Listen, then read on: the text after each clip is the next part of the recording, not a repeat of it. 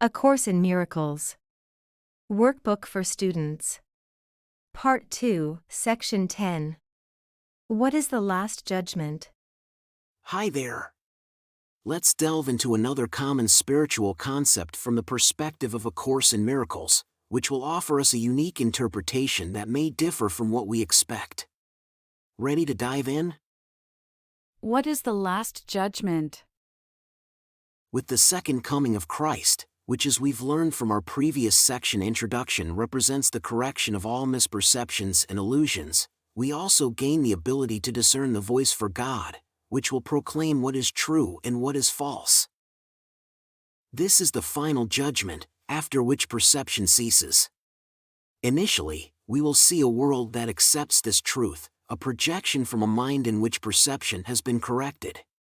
Eventually, even this holy sight will disappear, and perception will no longer be necessary. So, that's it, there's no condemnation here. The Last Judgment marks the end of judgment itself. It will see the world completely forgiven. Without sin and with no purpose anymore, it will simply fade into nothingness from which it came. And with the world, all illusions tied to it will vanish into that same nothingness. Our bodies, now unnecessary, will also fade away. Because in this moment, we become boundless. The Son of God is limitless. We might have believed that God's last judgment would condemn us all and the world to hell. Let's consider this perspective from A Course in Miracles instead. Let's accept this truth. God's last judgment is a gift to us all. It's the correction of all our errors. It's our liberation from them, and from all the effects they seem to have on us. It's God's grace that comes to save us. There's no need to fear it because it is the release from suffering, it's the return to peace, security, and happiness, the remembrance of our oneness with God, our brothers, and our own identity. So, no condemnation at all. The Last Judgment is as merciful as every step in God's plan for our salvation and our return to Him. Let's never fear love. Only love has the power to heal all sorrow, to wipe away all tears, to awaken us from the dream of pain. Let's embrace the awakening from this dream without fear.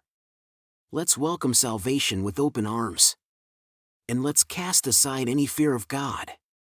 For this is God's final judgment. You are still my holy Son, forever innocent, forever loving and forever loved, as limitless as your Creator, and completely changeless and forever pure. Therefore awaken and return to me. I am your Father and you are my Son. Isn't that amazing? Not what you'd expect from a traditional explanation of the Last Judgment, right? Can we maintain our focus on this concept of the Last Judgment as we proceed through the next 10 days and lessons? This was the introduction to the section What is the Last Judgment? It is one of those special instructions from the workbook for students that will intersperse our daily lessons until the end of the course. As we move from lessons 311 to 320, let's keep this idea in our minds, allowing it to guide us until the next concept is introduced. Catch you soon for lesson 311.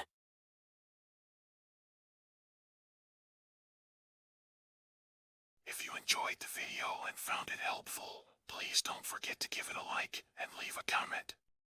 Thanks. And don't forget to subscribe to the channel and hit the notification bell. There's a new lesson every day.